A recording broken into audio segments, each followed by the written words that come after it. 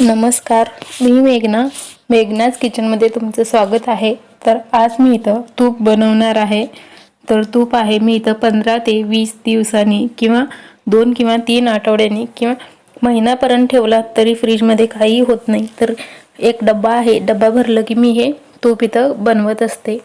तर असं पहिलं इथं दूध आहे तो तापून घेते आणि त्यानंतर हे दूध आहे तो थंड झाल्यावर फ्रीजमध्ये ठेवून द्यायचं आहे. आणि त्यानंतर संध्याकाळी किंवा दुसऱ्या दिवशी हे आपण ह्याच्यामधलं साय आहे तो असं डब्यामध्ये काढून ठेवायचा आहे.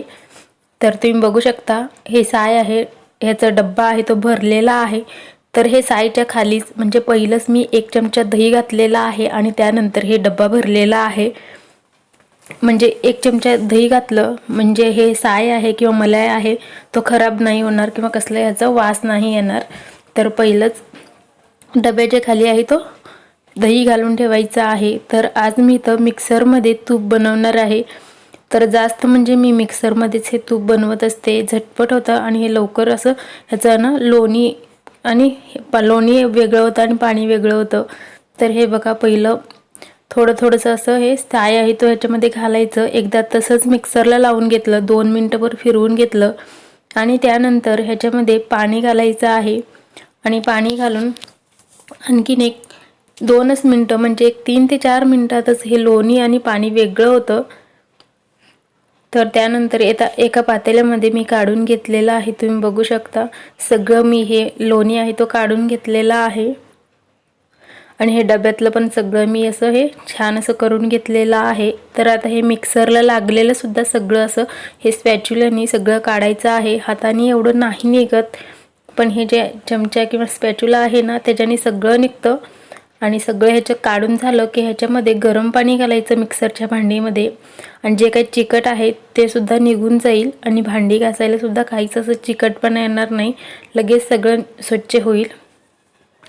त्यानंतर हे जे पातेल्यात आपण लोणी आणि हे पाणी वेगळं करून ठेवलेलं होतं, मट्टा तुम्ही म्हणू शकता, तर ते आता असं एक गोळा इथं बनवायचा आहे. तर हे मोठा गोळा होत होता, तर मी ह्याच्या इथं 2 वेळा गोळे इथं बनवून घेतलेले आहेत. आणि हे दोन्ही हाताने असं छान असं फिरवत ह्याच्यामधलं जे काही मट्टा आहे किंवा पाणी आहे ते असं वेगळं करायचं आहे. आणि दुसऱ्या भांडीमध्ये थोडंसं पाणी घेतलेलं आहे. तर ते थंडच पाणी आहे, कोणतं असं थंड किंवा गरम असं काहीच नाही आहे, जे नॉर्मल पाणी असतं तेच आहे. तर त्यामध्ये हे दोन्ही गोळा आहे तो ठेवून द्यायचा आहे आणि परत 3 ते 4 मिनिटांनी परत त्या पाण्यातून सुद्धा हे गोळा आहे तो काढून घ्यायचा आहे. तर हे आपल्याला मठ्ठा किंवा दूध म्हणू शकता किंवा पनीर ह्याचं बनवून घेणार आहे. तर हे दोन्ही गोळे आहे तो पाण्यामध्ये थोडा वेळ ठेवून घेतला आणि त्यानंतर हे दोन्ही एकदमच असं हाताने ह्याच्यामधलं सुद्धा हे पाणी असं काढून घ्यायचं आहे. आणि ह्याचं तुम्ही असंच एका डब्यामध्ये घालून बटर बनवू शकता किंवा सॉल्टेड बटर बनवायचं असेल तर ह्यामध्ये थोडंसं हळद, थोडंसं मीठ घालून हे बटर तुम्ही बनवायला ठेवू शकता. तर मी एका कढईमध्ये हे लोणी घातलं आणि तूप बनवायला गॅसवर ठेवून दिलेला आहे. तर तुम्ही बघू शकता थोडंसं कढई आहे तो गरम होण्यास सुरुवात झालेली आहे. तसं हे गोळा आहे तो असं पातळ होण्यास सुरुवात झालेला आहे. चमच्याने हे गोळा आहे तो असं काढून घ्यायचं. तर हे सगळं असं मेल्ट झालेलं आहे आणि त्यानंतर ह्याला असंच हलवत खूप वेळ सुद्धा नाही लागत, बारीक गॅसवर 10 मिनिटं खूप झालं आणि सतत असं चमच्याने हलवत राहायचं आहे. दुसरं काम सुद्धा तुम्ही करू शकता. आणि कढई घेतल्यामुळे हे असं वर सुद्धा येणार नाही. त्यानंतर हे जे आपण पाणी वेगळं ठेवलेलं होतं त्याचं मी इथं पनीर बनवून घेणार आहे. त्याचं सुद्धा आपल्याला हे पाणी आहे त्याचा सुद्धा आपल्याला उपयोग करायचा आहे. त्यामध्ये हे दूध पहिलं गरम करून घेतलं आणि त्यानंतर 1 चमचा व्हिनेगर याच्यामध्ये घातलेला आहे. एकदा फिरवून घ्यायचं आणि त्यानंतर इकडं तूप सुद्धा होत आहे. तर हे बारीक गॅसवरच ठेवून द्यायचं आहे आणि मध्ये मी इथं हलवत आहे. तर हे बघा आता सुरुवात झालेली आहे तूप होण्यास. तर खूप लाल रंगांवरती सुद्धा आपल्याला हे तूप बनवायचं नाहीये. थोडंसं असं वास येऊ लागला छान असं तर लगेच मी गॅस आहे तो बंद करणार आहे. आणि त्यानंतर मी तिकडं पनीर सुद्धा करून घेतलेला आहे आणि एका चाळणीमध्ये ठेवून दिलेलं आहे, त्याचं सगळं पाणी निथळून काढून घ्यायचं आहे। तर हे मी काढून घेतलं। हे बघा छान असं घट्टसर झालेलं आहे।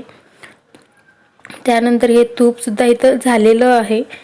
तर त्यानंतर हे गरम असतानाच मी इथं एक भांडी घेतलेलं आहे, त्यामध्ये असं एक गाळणी घेऊन असं गाळून घ्यायचं आहे आणि हे थंड झाल्यावर एका डब्यामध्ये घालून घ्यायचं आहे।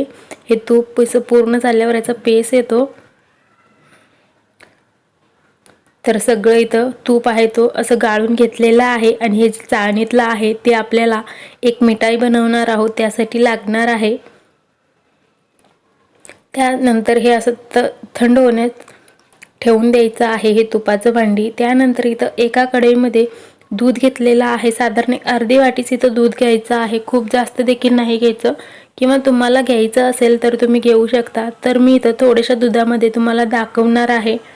तर दुधाला एकदा उकळी येऊ द्यायचं, त्यानंतर एकाद मिनिटभर असं बारीक गॅसवर शिजवायला ठेवायचं आहे आणि त्यानंतर जे आपण तुपाचं गाळून घेतलेलं जे होतं तर ते सगळं याच्यामध्ये घालायचं आहे।